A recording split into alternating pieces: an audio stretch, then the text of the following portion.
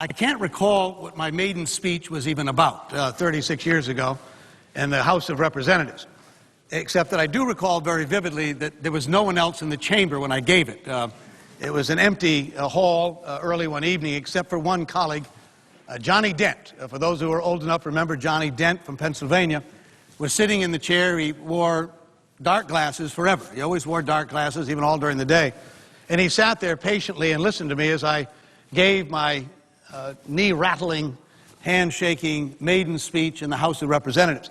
Midway through the speech, he walked up to me, as those who envision the chamber of the House speaking from the well, and walked up to me and said quietly into this ear, "You know, kid, it's not on the level," to me. So that was my maiden speech in the Senate. So I'm deeply honored that a number of you have come out today.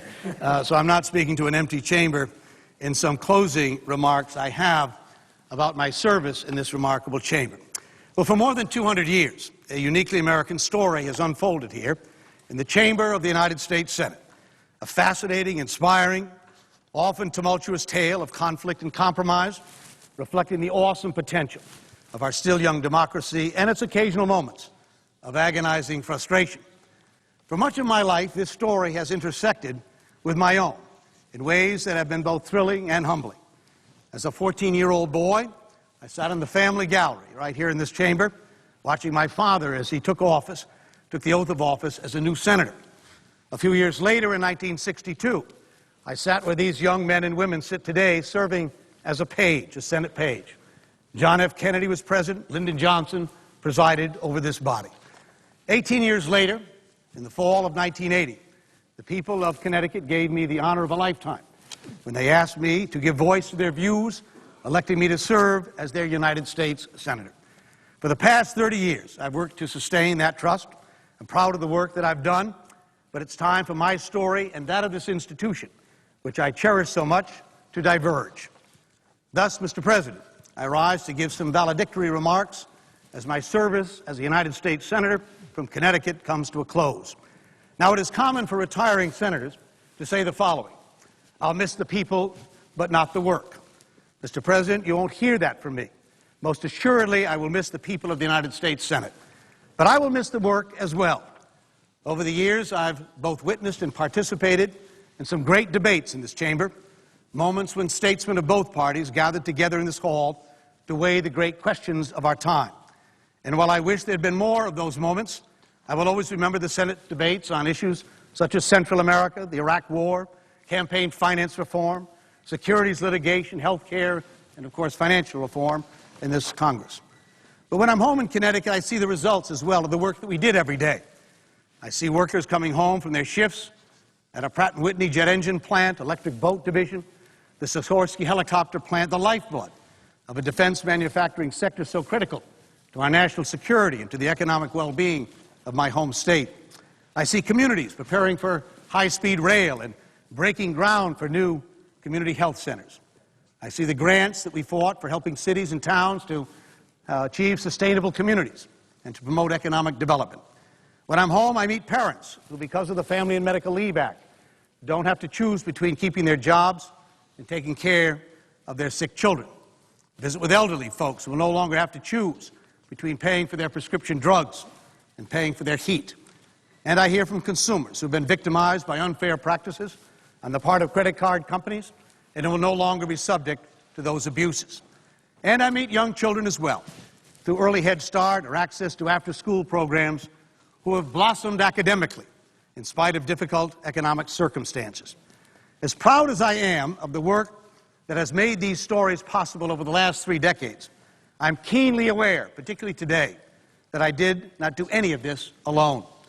Until this last Congress, with rare exceptions, every major piece of legislation that I authored that became law, including the ones I've just mentioned, had a Republican co-sponsor, as well as support from my Democratic caucus. So to my Democratic and Republican Senate colleagues who joined me in all of these efforts over 30 years, I say thank you this afternoon. I also want to thank, if I can, the unsung heroes of this institution, the Senate staff, my personal staff. It would be a grievous understatement to simply say that they make the trains run on time. Without them, as all of us know, the trains, of course, would never leave the station at all. the floor staff, the cloakroom professionals of both parties, and the hundreds of unknown and unseen people who show up every day in this body to make this critical institution of democracy function. Without them, no senator could fulfill his or her obligations to the American people. Many of my personal staff and committee staff are present in the Senate gallery today, and neither I nor the millions of Americans whose lives they've enriched or whose burdens they have lightened can ever thank you enough. I only hope that your time with me has been as fulfilling as my time with you. Of course, I owe an enormous debt of gratitude to the people of Connecticut, whose confidence, patience, and spirit has given my life and its work deep meaning. As rich as our common language is, words cannot even come close to capturing the depth of my affection for and the appreciation of the people of the state of Connecticut. For almost 4 decades, 3 terms in the House of Representatives, 5 terms in this chamber, you've entrusted me to labor on your behalf, and I deeply thank you for that honor. And lastly, my family. My parents are long since deceased, but their guidance, inspiration, and example have never departed. For the last 30 years, I've sat at this very same desk, occupied by my father during the 12 years that he served in this chamber. His courage, character, and conviction have been a constant reminder of what it means to be a United States Senator. I want to thank my siblings and their children, other relatives for their enthusiastic support, particularly during the rough patches. From time to time, we all need the safe harbor of family at the darker moments. And to Jackie, Grace, and Christina, who supported and inspired me every day, you mean more to me than I could ever say in these few short moments. So come January, I'm glad I'll have more time to say it to you more often. And to Jackie in particular, you've been my anchor to windward in the rough and turbulent waters of public service. When it was the darkest, you were the brightest. So to you and to my young ladies, I love you more than life. As this chapter of my career comes to a close, a new chapter in the Senate's history is beginning. When this body is gavelled to order in January, nearly half of its members will be in their first term. And even though I could spend hours fondly recalling a lifetime of yesterdays, this new Senate and the nation must confront a very uncertain tomorrow. So rather than recite a long list of personal memories or to revisit video highlights of my Senate service, I'd like to take these brief time and this few short moments to offer a few thoughts to those who will write the Senate's next chapter. I'll begin by stating the sadly obvious. Our electoral system is a mess. Powerful financial interests free to throw money, along with their little transparency, have corrupted, in my view, the basic principles underlying our representative democracy. And as a result, our political system at the federal level is completely dysfunctional.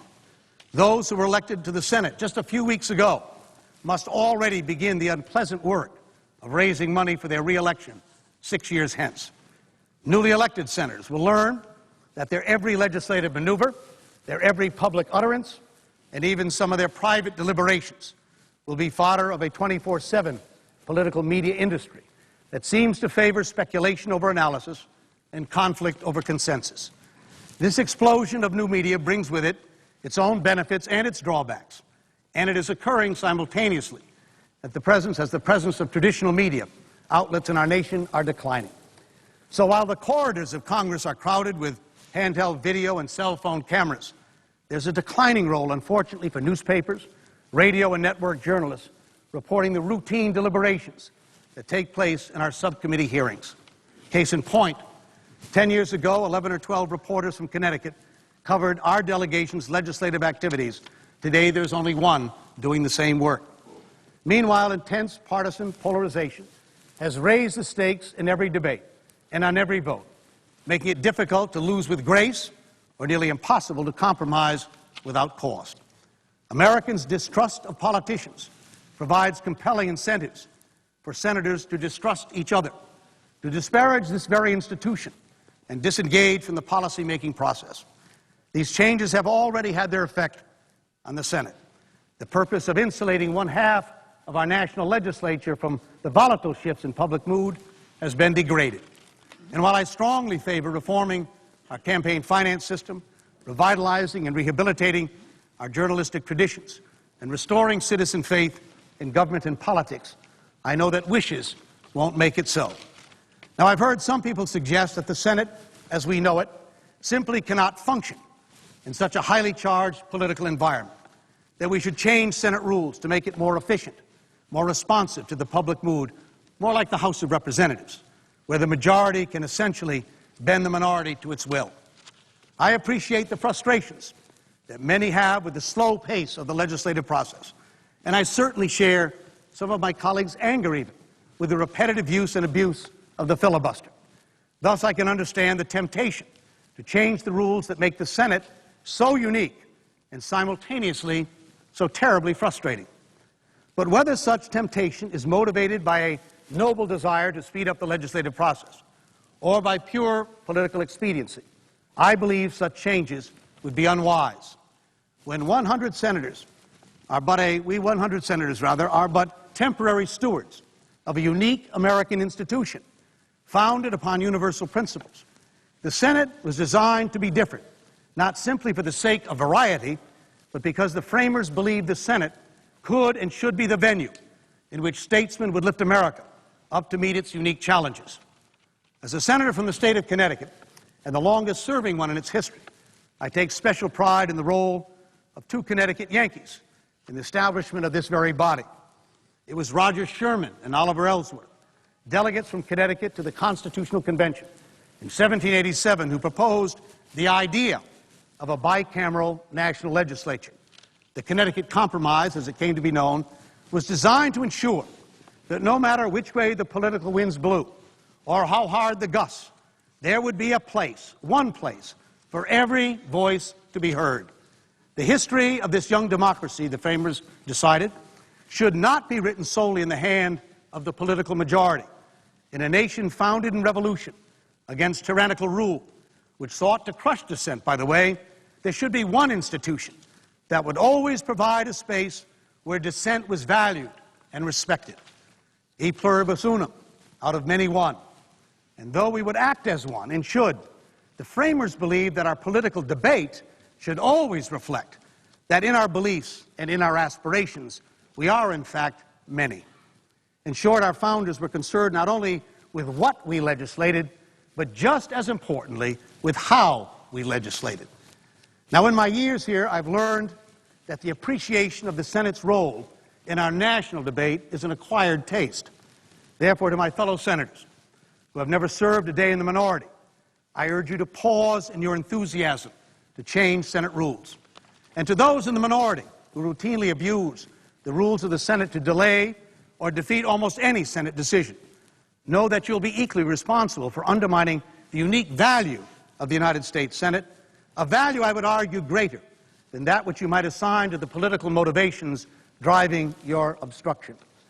And so, but in the end, of course, I would suggest this isn't about the filibuster. What will determine whether this institution works or not, what has always determined whether we will fulfill the framers' highest hopes or justify the cynics' worst fears, is not the Senate rules or the calendar or the media.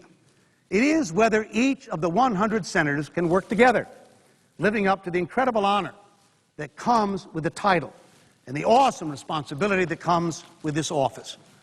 Politics today seemingly rewards only passion and independence, not deliberation and compromise as well. It has become commonplace to hear candidates for this body campaign on how they're going to Washington to shake things up all by themselves. May I politely suggest that you're seeking election to the wrong office. The United States Senate does not work that way, nor can it or should it. Mayors, governors, presidents can sometimes succeed by the sheer will or force of their will. But there's never been a senator so persuasive, so charismatic, so clever, or so brilliant that they could make a significant difference while refusing to work with other members of this body. Simply put, Mr. President, senators cannot ultimately be effective alone. As I noted earlier, until last year's health care bill, there had not been a single piece of legislation that I've ever passed without a Republican partner. Of course, none of these victories came easily. The notion that partisan politics is a new phenomenon, or that partisan politics serve no useful purpose, is just flat wrong. From the moment of our founding, America has been engaged in an eternal and often pitched partisan debate. That's not weakness. In fact, it is at the core of our strength as a democracy and our success as a nation.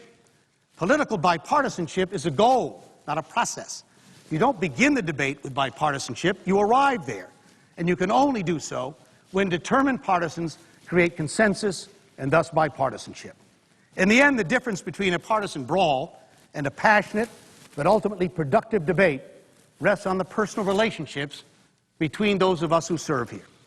A legislative body that operates on unanimous consent, as we do, cannot function unless the members of this body trust each other implicitly.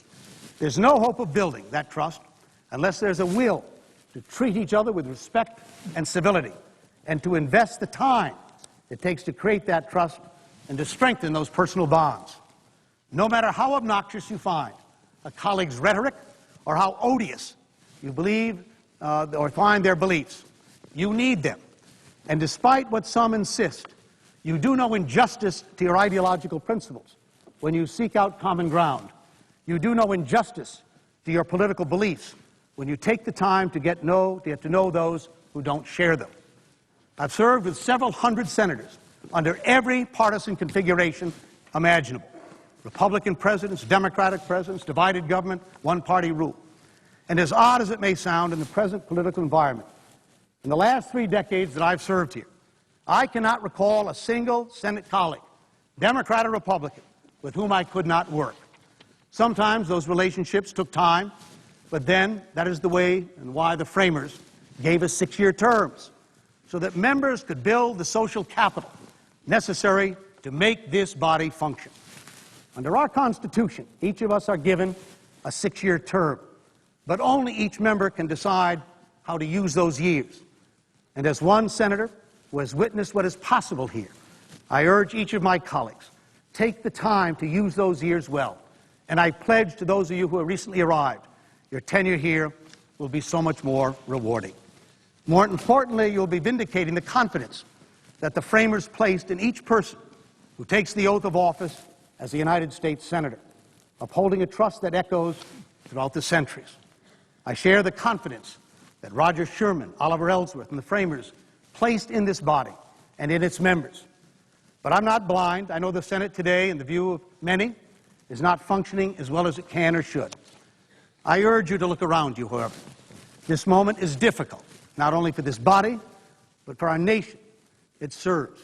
And in the end, what matters most in America is not only what happens within the walls of this chamber, but rather the consequences of our decisions across the nation and around the world. Our economy is struggling, as all of us know. Many of our people are experiencing real hardship in our country. The obvious unemployment, home foreclosures, endangered pensions are the obvious problems people are facing. Meanwhile, we face challenges of a mounting debt, energy, immigration, nuclear proliferation, ongoing conflicts in Iraq and Afghanistan, and so much more. All of these challenges make the internal and procedural conflicts we face as senators somehow small and petty. History calls us, each of us who serve here, to lift our eyes above the fleeting controversies of the moment and to refocus our attention on our common challenge and common purpose. By regaining its footing, this institution, the Senate, can help this nation to regain its confidence and to restore that essential sense of optimism. We must regain that focus, and most importantly, we need our confidence back. We need to feel that same optimism that has sustained our nation for more than 2 centuries. Now, I'm not naive. I'm aware of the conventional wisdom that predicts gridlock in Congress. But I know both of these leaders, Democratic and Republican leaders, and I know the sitting members of this chamber well. And my confidence is not unshaken. Why? Because we've been there before. This is not new. The country has recovered in the past from economic turmoil. We've come together to heal deep divides in our nation. And the Senate has led by finding its way through seemingly intractable political divisions. We have proven time and time again that the Senate is capable of meeting that test of history. We've evidenced the wisdom of the framers who created its unique rules and set the high standards that we must meet. After all, no other legislative body grants so much power to each member, nor does any other legislative body ask so much of each member. Just as the Senate's rules empower each member to act like a statesman, They also require statesmanship from each of us. But these rules are merely requiring from us the kind of leadership that our constituents need from us, that history calls on us to provide in difficult times such as the ones we're encountering. Maturity in a time of pettiness, calm in a time of anger, and leadership in a time of uncertainty. That is what the nation asks of the United States Senate, and that is what this office demands of each who serve here. Over the past 2 centuries, some 1,900 men and women have shared the privilege of serving in this body. Each of us has been granted but a temporary, fleeting moment in which to indulge either our political ambition and ideological agenda, or alternatively, to rise to the challenge and make a constructive mark on our nation's history. My moment is now at an end. But to those whose moments are not yet over, and to those whose moments will soon begin, I wish you much more than good fortune. I wish you wisdom. I wish you courage. I wish for each of you that one day, when you reflect back on your moment, that you will know that you have lived up to the tremendous honor, the daunting responsibility of being a United States Senator. To quote St. Paul, the time of my departure has come. I fought the good fight. I finished the race. I've kept the faith. And so, Mr. President, it is with great pride and deep humility and incredible gratitude to all of you here today, as the United States Senator, that I yield the floor. Thank you, Mr. President. Thank you. Thank you.